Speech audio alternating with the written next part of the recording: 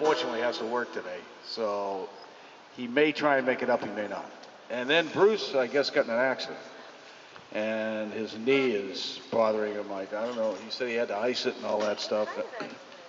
I don't know. You know how Bruce is. I kept getting these announcements over my voicemail of ranting and about.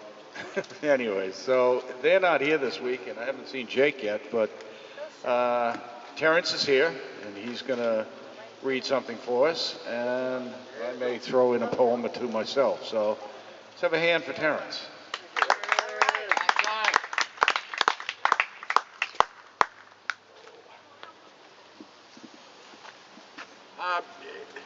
Some time ago, maybe you're not on? No, I'll turn it up. Hello? No? Just a bit closer, love.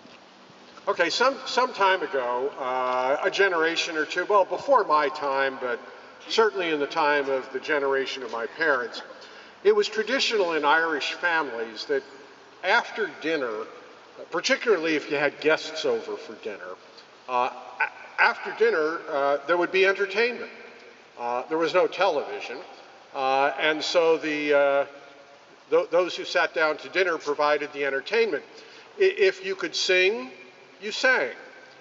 If you could play the piano or the harp, you played. And if you couldn't do either, you told a story or recited a poem.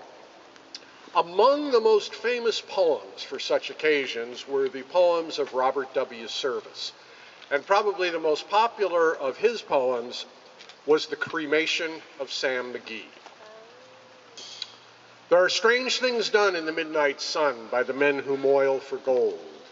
The Arctic trails have their secret tales that would make your blood run cold.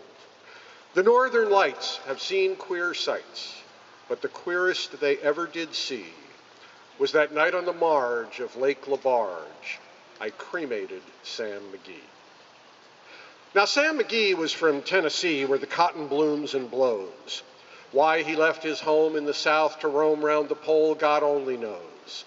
He was always cold, but the land of gold seemed to hold him like a spell, though he'd often say in his homely way that he'd sooner live in hell. On a Christmas day, we were mushing our way over the Dawson Trail. Talk of your cold through the parka's fold it stabbed like a driven nail. If our eyes we'd closed, then the lashes froze till sometimes we couldn't see. It wasn't much fun, but the only one to whimper was Sam McGee. And that very night, as we lay packed tight in our robes beneath the snow, and the dogs were fed and the stars o'erhead were dancing heel and toe, he turned to me and, "Cap," says he, "I'll cash in this trip, I guess. And if I do, I'm asking that you won't refuse my last request." Well, he seemed so low that I couldn't say no. Then he says with a sort of a moan, "It's the cursed cold, and it's got right hold till I'm chilled clean through to the bone.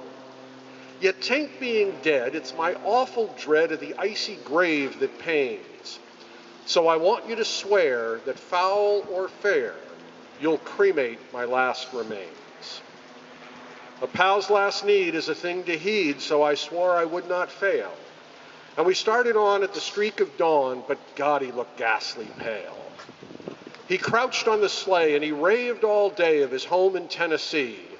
And before nightfall, a corpse was all that was left of Sam McGee.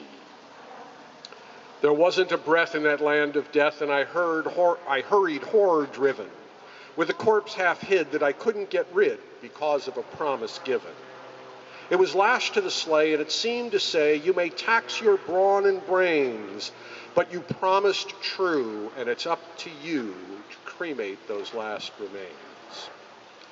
Now, a promise made is a debt unpaid, and the trail has its own stern code.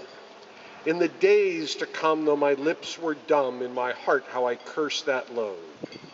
In the long, long night by the lone firelight, while the huskies round in a ring howled out their woes to the homeless snows, oh God, how I loathed that thing. And every day that quiet clay seemed to heavier and heavier grow. And on I went, though the dogs were spent and the grub was getting low. The trail was bad and I felt half mad, but I swore I would not give in. And I'd often sing to the hateful thing, and it hearkened with a grin. Till I came to the marge of Lake Labarge, a derelict there lay. It was jammed in the ice, but I saw in a trice it was called the Alice May. And I looked at it, and I thought a bit, and I looked at my frozen chum. And here, said I, with a sudden cry, is my crematorium. Some planks I tore from the cabin floor, and I lit the boiler fire. Some coal I found that was lying around, and I heaped the fuel higher. The flames just soared, and the furnace roared, such a blaze you seldom see. And I burrowed a hole in the glowing coal, and I stuffed in Sam McGee. Then I made a hike, for I didn't like to hear him sizzle so. And the heavens scowled, and the huskies howled, and the wind began to blow. It was icy cold, but the hot sweat rolled down my cheeks, and I don't know why. And the greasy smoke in an icy cloak went streaking down the sky.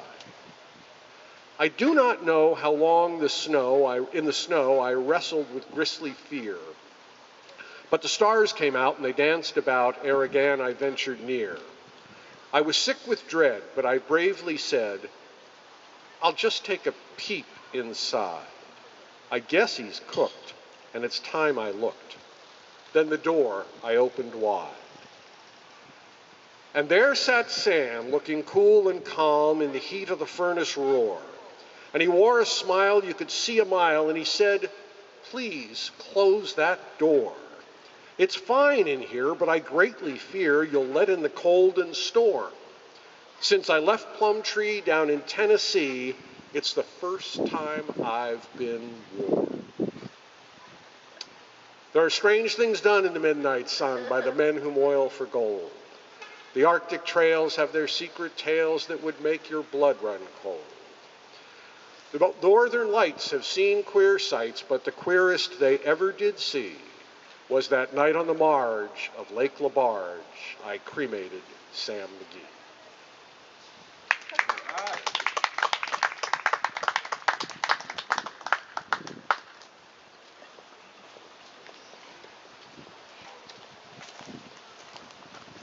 Thank you, Terrence. Yeah, the old Irish. Oh yeah, and of course here, put the rope of doom upon the ring of death, or you have a choice. You can put the ring on the rope, or the rope on the ring. Perfect, thank you. You wouldn't believe it. I've had, sorry? It's gone. It's illustrating the difference between sleight of hand and magic. Thank you. Thank you.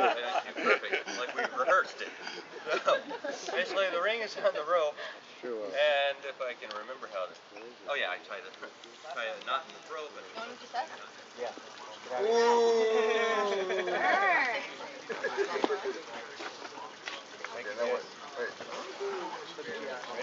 Oh, no, really. And you're crazy with the horseshoes. I learned my years of experience not to fight over small conflict. You gotta tell them, you go to jail. All right.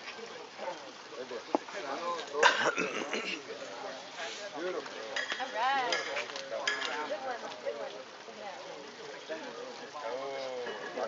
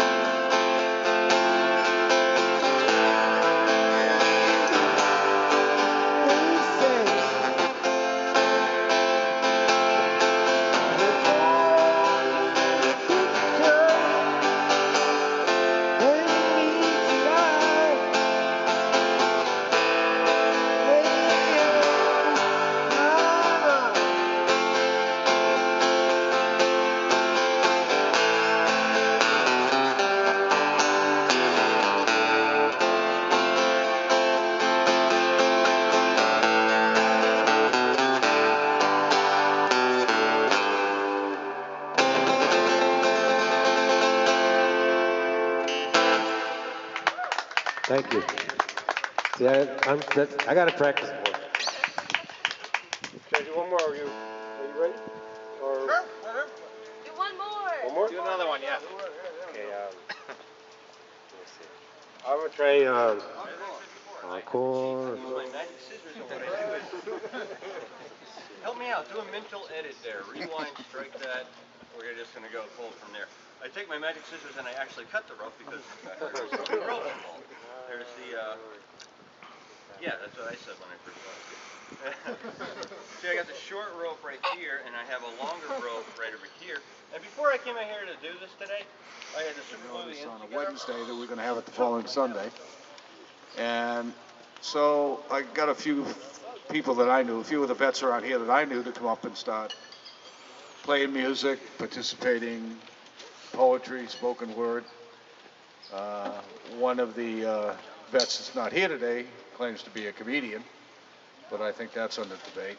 And it's turned out to be an excellent thing, in my opinion. We've had people get up here that, for instance, Michael told me he never sang in public before the first time he sang here. And another guy, John, started playing here every week. And John couldn't be here this week because of the work he had to do. And Bruce, who does poetry, had never read his poetry in public before. And there's a gentleman named Jake, and there was Brian and Michael, and these were the people that were coming up every week to provide entertainment for everybody and taking the time out of their week. And we've had many other people come up and perform for us and provides whatever entertainment we can for the vets and in a relaxed atmosphere. That's what we're trying to do, something positive, something informative. And another announcement besides the newspaper, Chelsea, who has been a rock, in my opinion, she has had to oversee me, which is kind of a handful in itself, in working this project.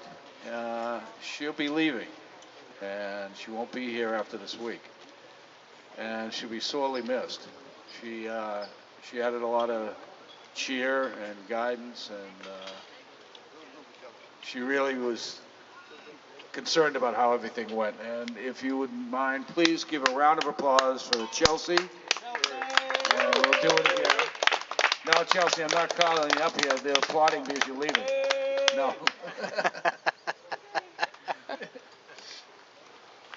You don't have to sing now, but if you want to just say something. Because I introduced you. Bravo! And they were applauding you. Sing! Okay. All right. So, I don't know all the lyrics, so I'm going to read them off this iPhone.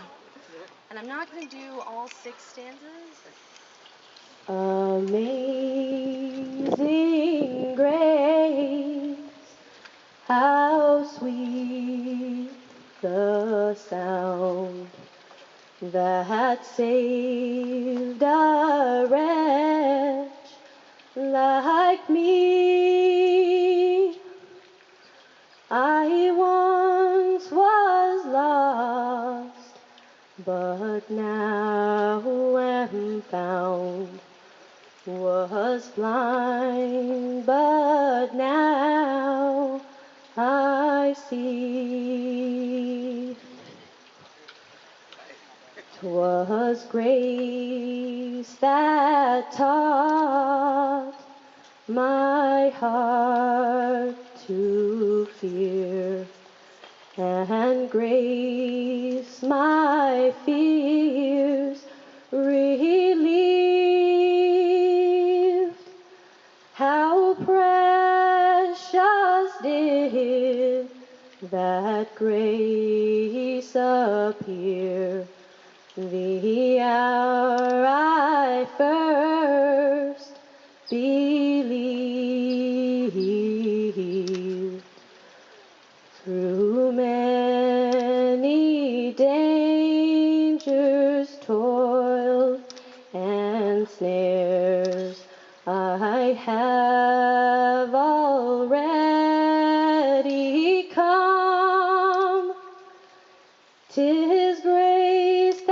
brought me safe thus far, and grace will lead me home.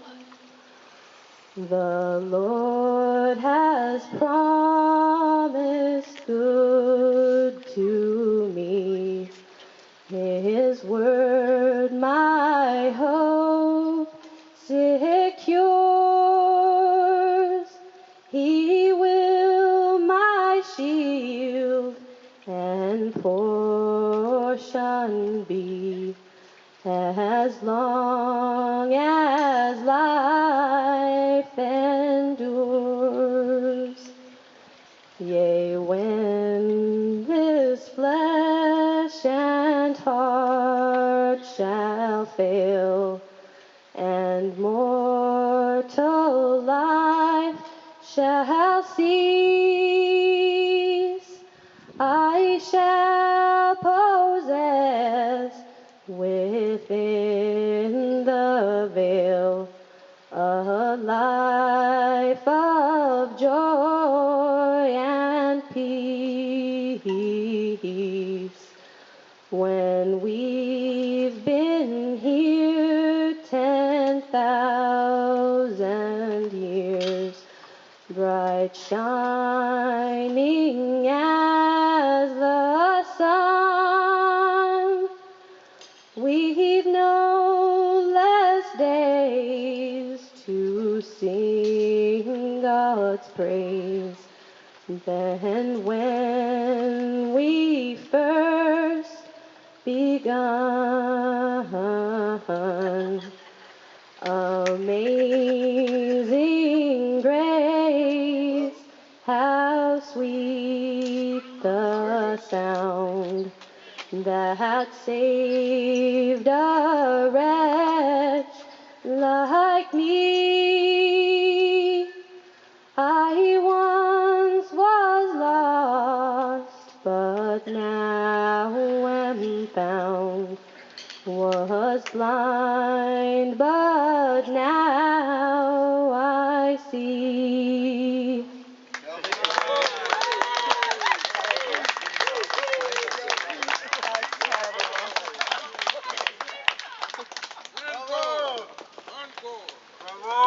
I don't think she realized how many stanzas there were actually.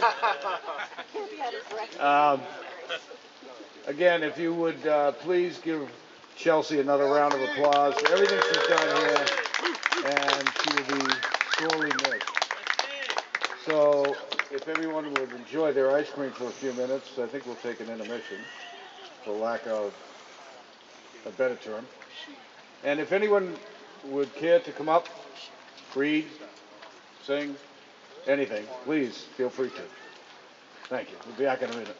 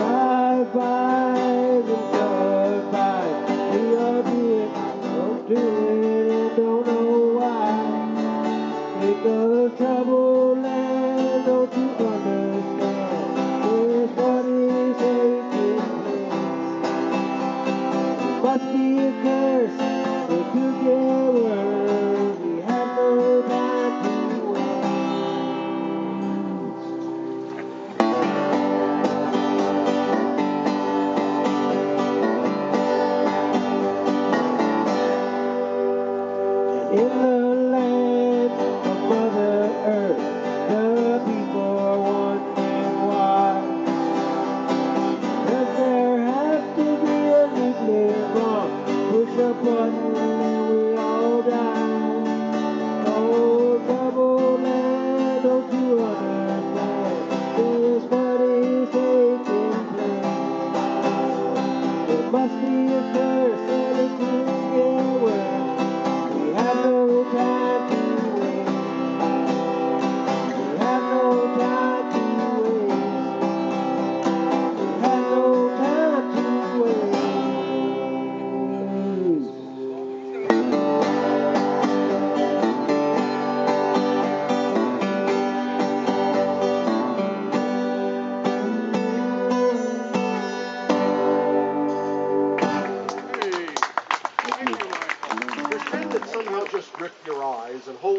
hard like a spell.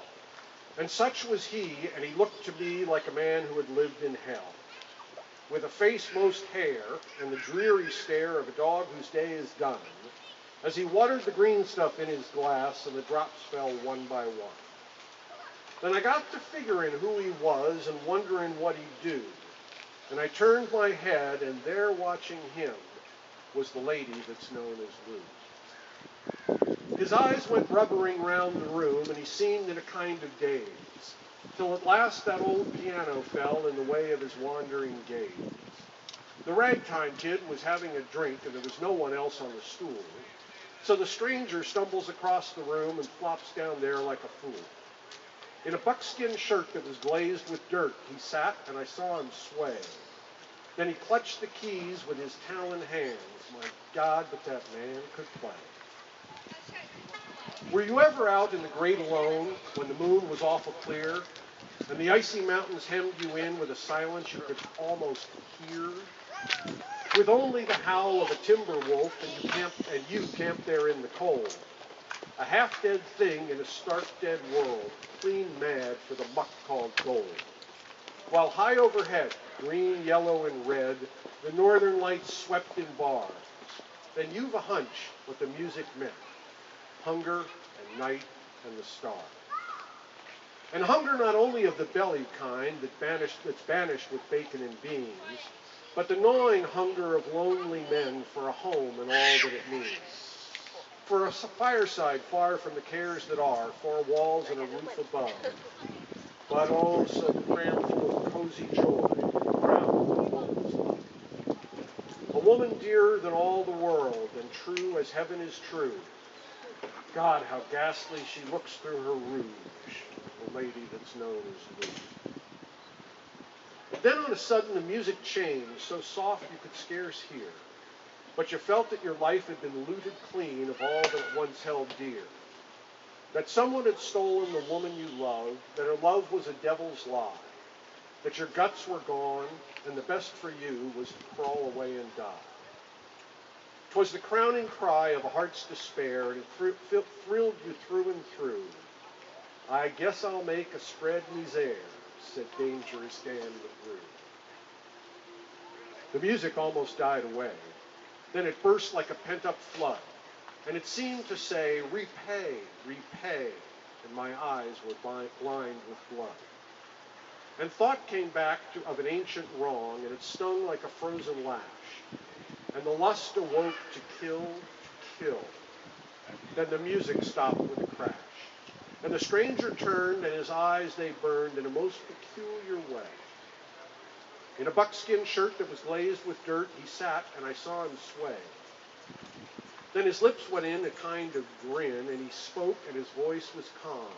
And boys, says he, you don't know me, and none of you care a damn.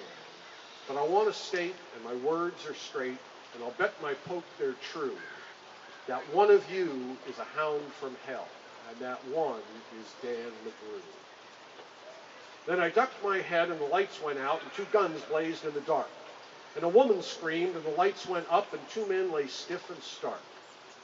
Pitched on his head and pumped full of lead was Dangerous Dan LaRue, while the man from the creeks lay clutched to the breast of the lady that's known as Lou. These are the simple facts of the case, and I guess I ought to know. They say that the stranger was crazed with hooch, and I'm not denying it's so. I'm not so wise as the lawyer guys, but strictly between us two. The woman that kissed him and pinched his poke was the lady that's known as Lou.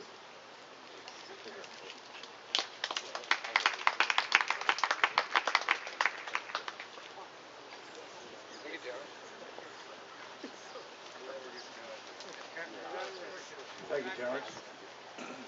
I'm going to try to do another speed. Want to sit down? Yeah, because I got to read them off. I don't want to mess up on them. Okay. All right, Michael's going to come back up and play a couple more for us. Sure, sure. Can we have a hand for Michael then? Hand for him.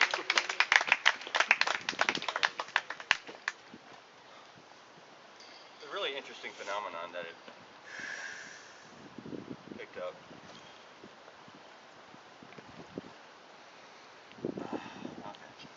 Eventually I have to let go because it gets really hot. It starts getting really hot. You guys can see that? The weirdest thing, but you might start seeing it move in a second here. It's getting to that point.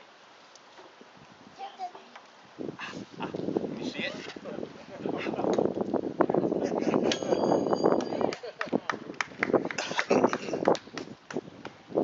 Here's your key.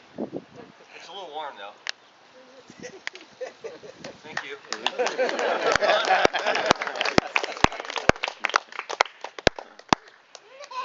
still warm? No.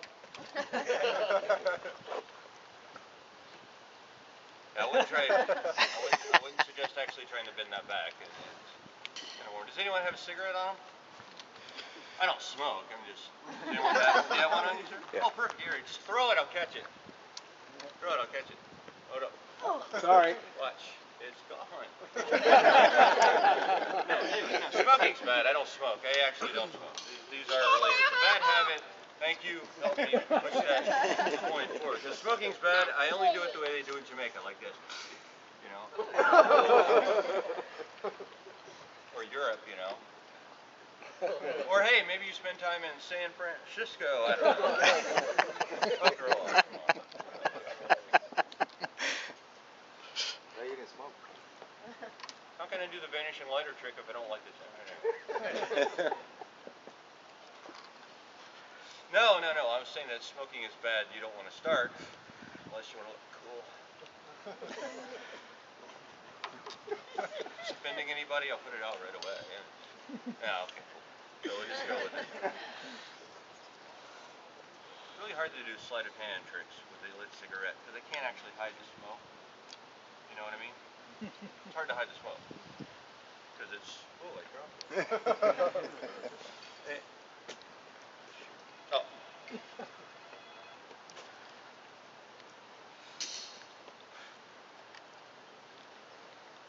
Can you see the smoke? It's kind of hard to hide it. Ouch. Actually, I can illustrate better with another one. I have this one right here. You'll probably follow it a little bit easier.